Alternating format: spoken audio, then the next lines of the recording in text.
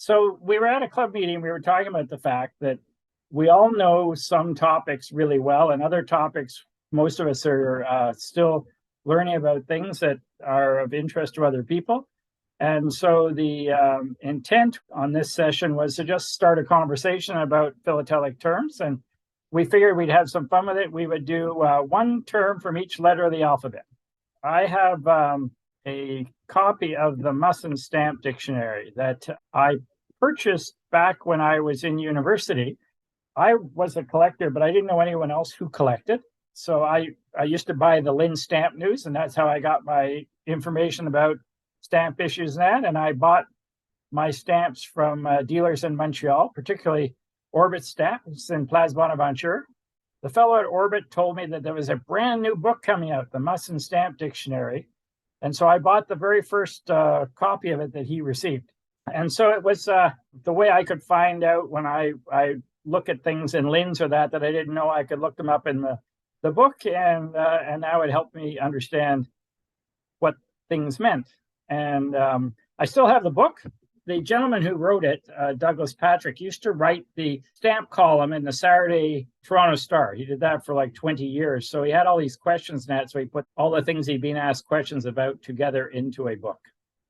The idea of the Philatelic Primer, like most activities people do, stamp collecting has a language all of its own.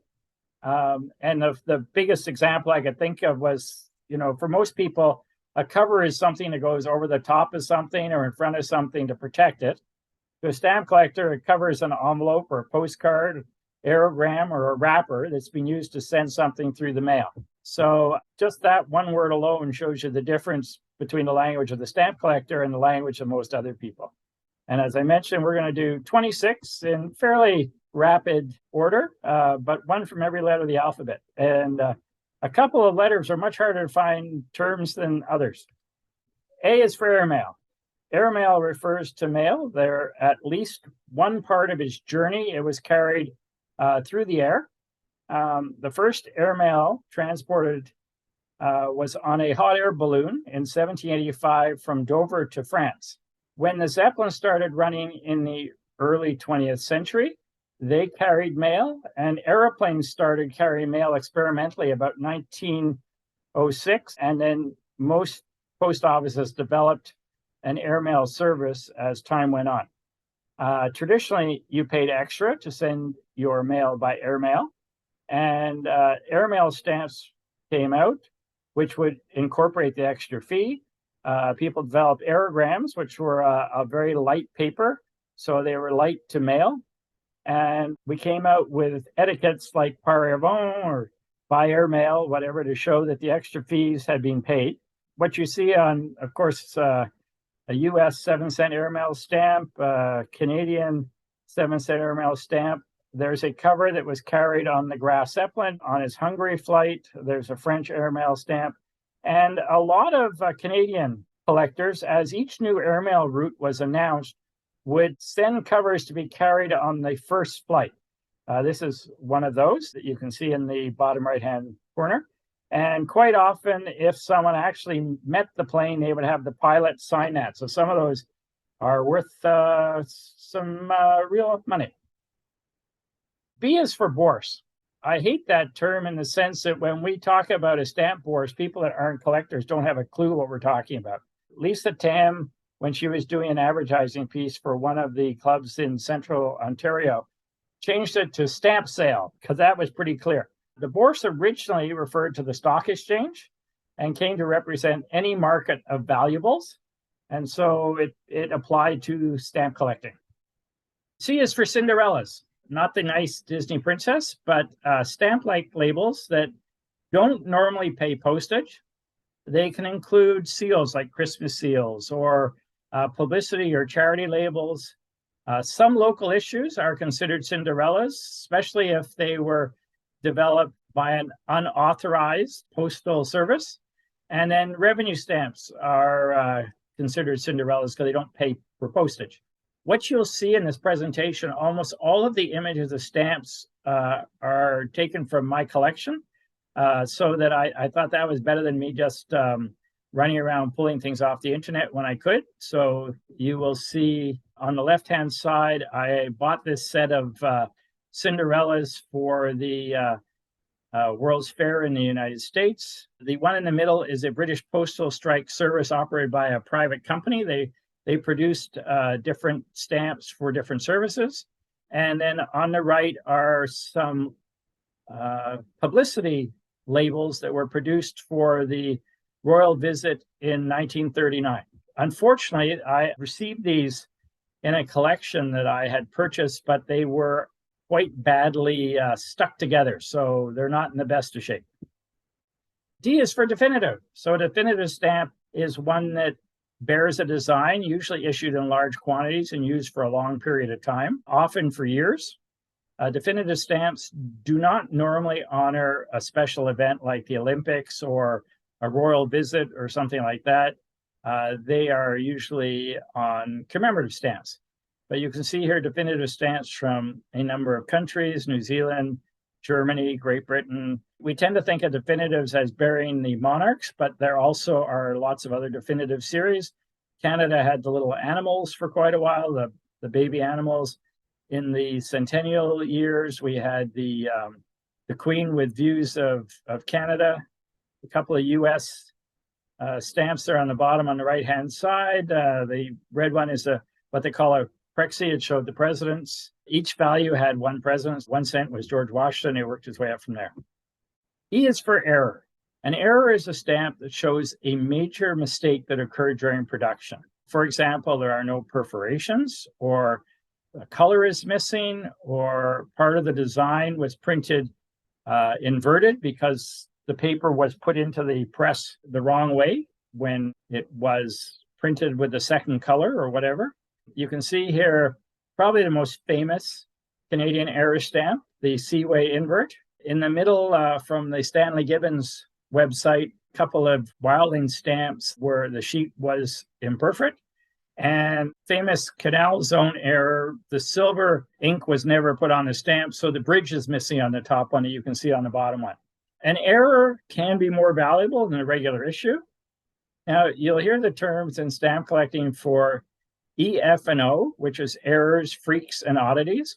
A freak is a non-repetitive production error, so a paper fold or a piece of paper went onto the press when they printed one stamp so that, one or two of the stamps may have part of the design missing. Perforations were done incorrectly.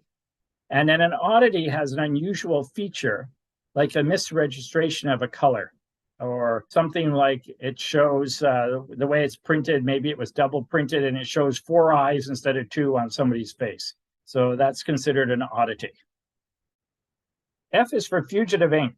When stamps were produced initially, many governments were worried that people would just soak stamps off of envelopes or cut them off and reglue them and use them again, so they didn't have to pay the fees. So governments looked at a number of things they could do that would make it obvious that people were doing that, and so they would then have to pay the fee before the cover was delivered. Here you can see 2 Spanish stamps. The one on the right is the actual color of the issue. It's a pale green. When you soak that stamp off, the green ink disappears. It's fugitive. And so now what you have left is it looks like a purple stamp. That was the way governments tried to prevent people from soaking stamps and reusing them. For collectors, you've got to kind of know that a lot of old stamps and that might have the fugitive ink, and you check before you soak. I have to say that last year I ruined a very nice Queen Victoria by soaking it and then realizing that it was fugitive ink. G is for gum. And gum is the term we use for the adhesive that's applied to the back of a stamp. When gum was first used, it was usually applied after the stamps were printed, and it was put on with a brush or a roller. Today, most stamps that are not self-adhesive are printed on pre-gum paper. So the paper has been gummed before it goes to the printer to print the design on. The first self-adhesive stamps were issued in 1964, and now many countries use self-adhesives rather than stamps with moisture-activated gum. And in the last 20-25 years, there's definitely a preference for stamps with post office fresh or undisturbed gum. There are some images here from different types of gum. The one on the left shows a stamp where the gum was applied with a roller, and so you have ridges. The one in the middle is called economy gum. When gum was in short supply in Latvia and Russia after the war, they often did this so that the gum is not actually on every part of the back of the stamp. The image on the right shows a stamp that has been damaged when the hinge was removed. So part of the gum is missing. And H is for hinge. A small piece of the glassine paper, usually gummed on only one side. The hinges are sold usually folded with the gum side out. And although hinges have been used literally for decades, most collectors use hinges today only for used postage or cheaper stamps. The removal of the hinge, as I mentioned on the last slide, often damages the back of the stamp. And then collectors prefer not to buy those. And so the price of a stamp with a thin or disturbed gum is often far less than a brand new post office fresh stamp. Mounts tend to be preferred for a lot of collectors and a lot of more expensive stamps. And so you can see some mounts on the image on the right. There are a number of different brands that you can buy. One time they actually made hinges that peeled off really well. Today, that's not the case. Most hinges today will damage a stamp when you remove it. And so you've got to make sure it's totally dry. If you try to pull off a hinge that has just been moisture applied, you're going to rip some of the back of the stamp off, probably. The I is for invert. Philatelic term used to describe a stamp where part of the design is inverted in relation to the rest of the design. This often happened in the older printing presses where they did one color at a time. So the Jenny invert on the left, which is probably the most famous US invert, they printed the red frame first and then put the sheets in to print the blue on the press. And then one sheet was put in upside down. So that one sheet, the Jenny is flying upside down on the stamp. The two images in the middle of this show the America $1 where the candle was inverted. This is called the CIA invert because it was a CIA office in Washington.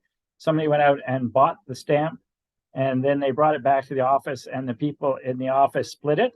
The government went after them, tried to get them back. Some people resigned their jobs, actually, rather than selling them. And then the U.S. Post Office printed a whole bunch of inverts intentionally to reduce the value of the ones that had been found.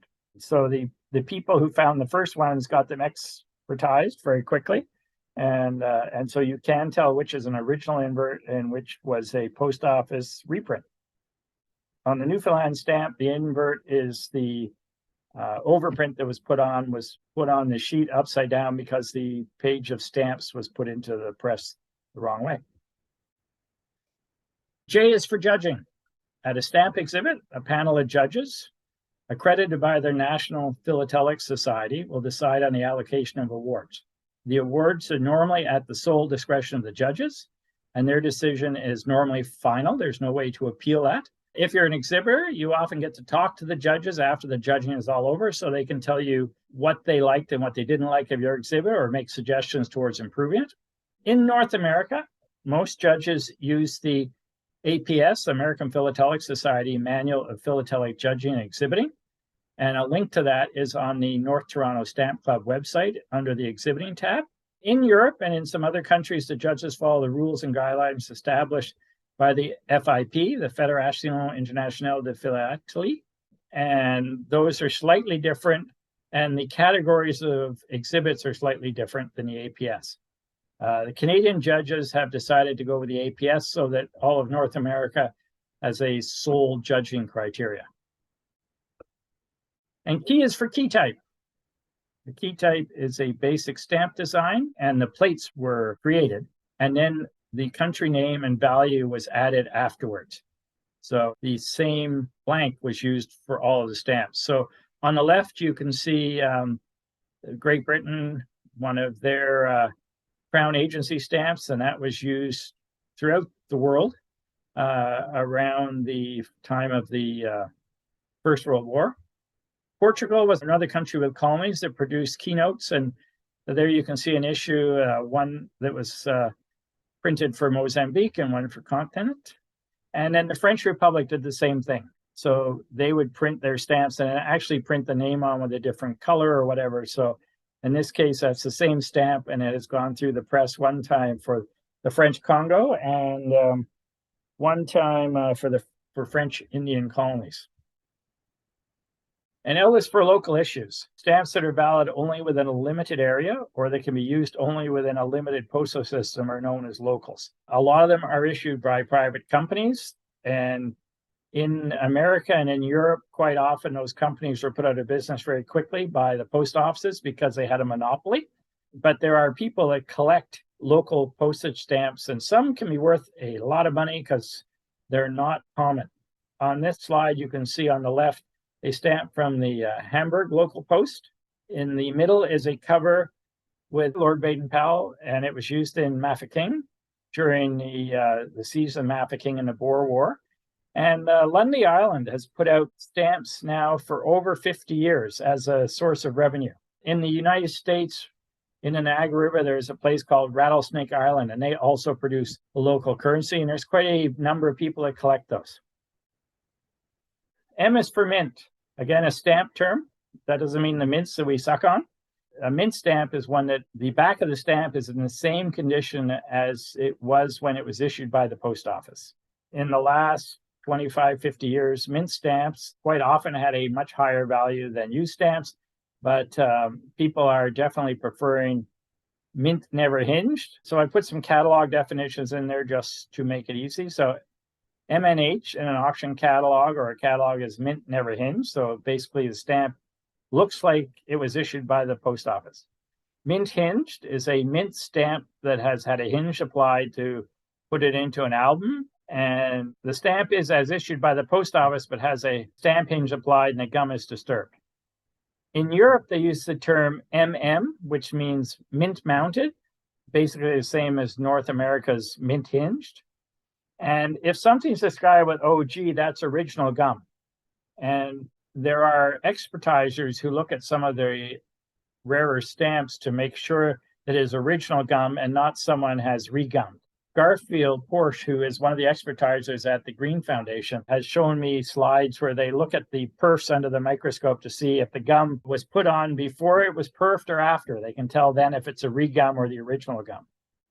N is for non-denominated. Non-denominated stamp are those that are issued without a numerical inscription that indicates the postal value. So sometimes there is a letter. So on Canadian stamps, there's a little P in the maple leaf for permanent, and you can buy it today and it will be good for regular postage 5 years from now. In Sweden, they use terms, so brev means mail, so that's for mail within the country. United States stamps on the right, there was a series of stamps put out when they were asking for price increases.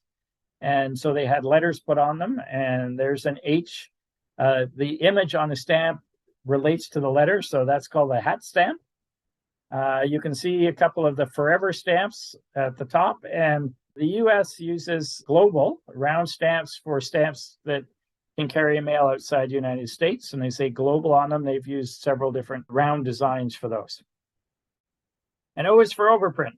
An overprint can change the value of a stamp, as the one at the top on the right-hand side shows the value has been changed with an overprint. It may designate a particular purpose, so like the official stamp shown there can be used by a government department for mailing official mail. The one on the left was an airmail stamp that was turned into a Zeppelin mail stamp with the application of Graf Zeppelin in 1937. And the other two on the right bottom show stamps that have been overprinted to define where they can be used as postage. On the bottom, the Egyptian stamps, the two on the left show stamps that were used for Palestine, and the two on the right show after the king was overthrown. They didn't waste all the stamps. They just struck out his face, another way of showing a regime change. And P is for perforations.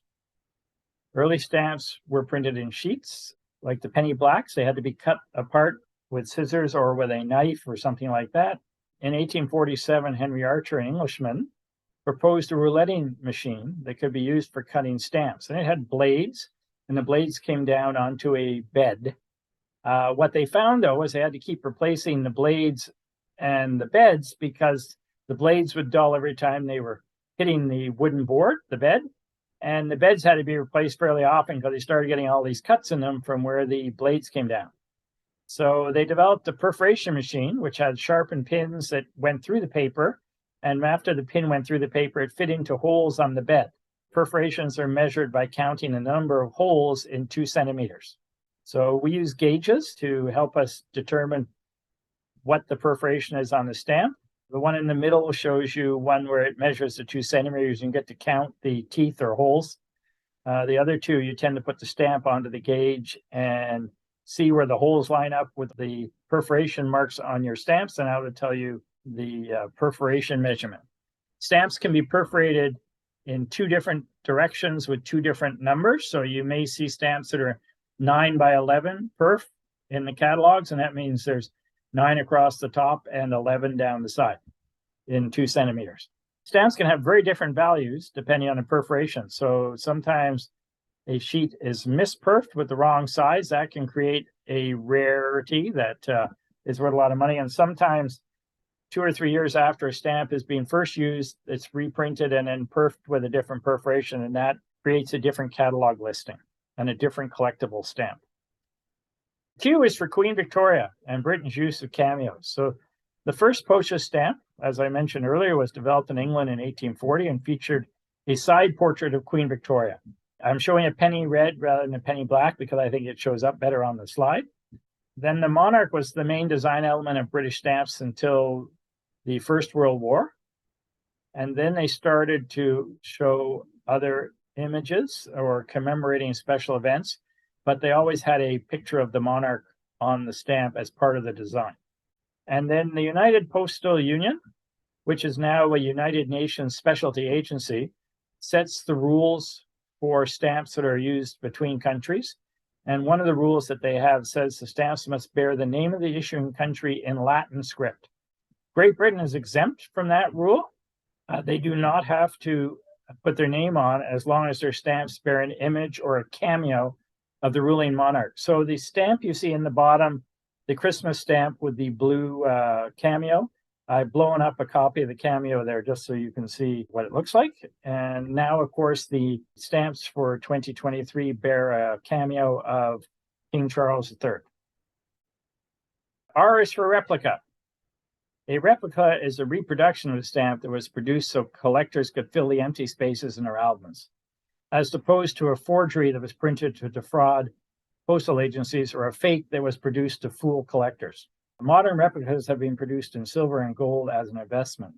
On the left-hand side, you can see the first 6 U.S. airmail. These are replicas, and they're sold as replicas. The dealer on eBay says to you, these are replicas, because most people may not spend that money to get those. On the right-hand side is a number of British stamps that were produced in silver for collectors. So you can purchase those. And then, as I said, there are also stamps in gold. And a number of countries produce those as souvenirs, and collectors buy them as investments. And S is for semi-postal. A semi-postal is a stamp that is sold at a higher value than normal postage. Quite often they show a value plus another value, as the 4 stamps here do.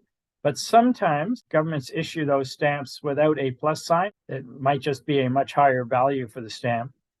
In some countries, they have defined that semi-postals have to be used for a certain period to help raise funds for specific causes or charities. And in other countries like Canada, the use of semi-postals is purely voluntary. And if someone wants to support a charity, they can do that. The United States is the same. They've had a number of charity stamps, but it's totally voluntary if you use those or not. You can see the top 2 semi-postals here are Canadian. One is the new Canada Post issue that's come out this year, and they raise money for children's charities. On the lower left was a stamp produced to help defray the costs of defrayed persons at the end of World War II.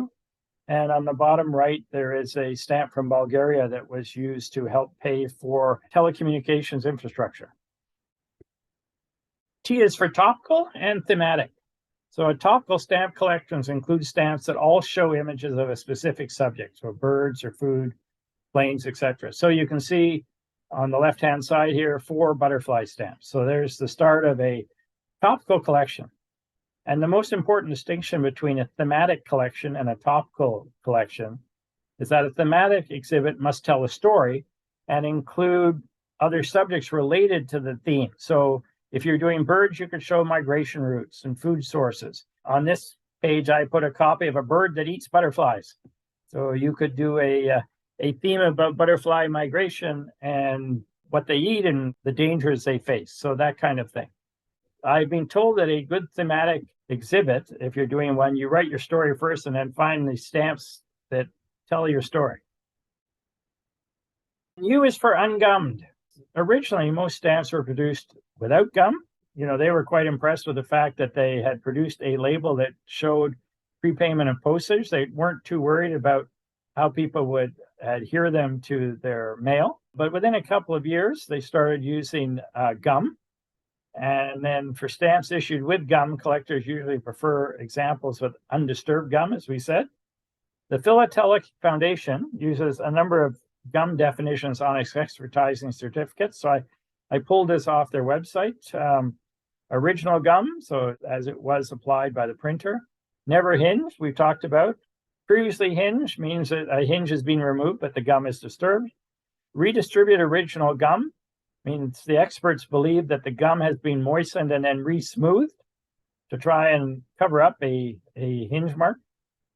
Disturbed original gum can be that gum that shows a hinge mark or could show something else that has damaged the back of the stamp. And then topical gum is a term we use. Gum has been altered and often discolored. It may be from fungi growing in hot climates. It may sometimes be where the stamps stuck together in a post office and were pulled apart because of the humidity. And V is for variety. So a variety of a stamp differs from the original issue. Varieties can include different watermarks, imperfects, color variations, etc. On the left is a Canadian stamp that was put out for Cornelius Krieghoff. And one stamp on every sheet had this mark on the door frame. So people like me went out running around looking for the stamp with the door frame mark. On the right-hand side was a 45-cent stamp. The last error that the Canada Post made like this, it was a 1995 issue. And the first time they printed it, they left a letter off, the French description. The stamps were reprinted and the letter was added. So you can see the one on the left was the original printing, the one on the right was the reprint, and the F has been added to that lower line. Varieties can be a lot of fun if you're a collector who enjoys fly specking or looking for something that's different than usual. W is for watermarks. When paper is produced, the manufacturer changes the thickness of the paper and uses a press or something like that to do that in a pattern.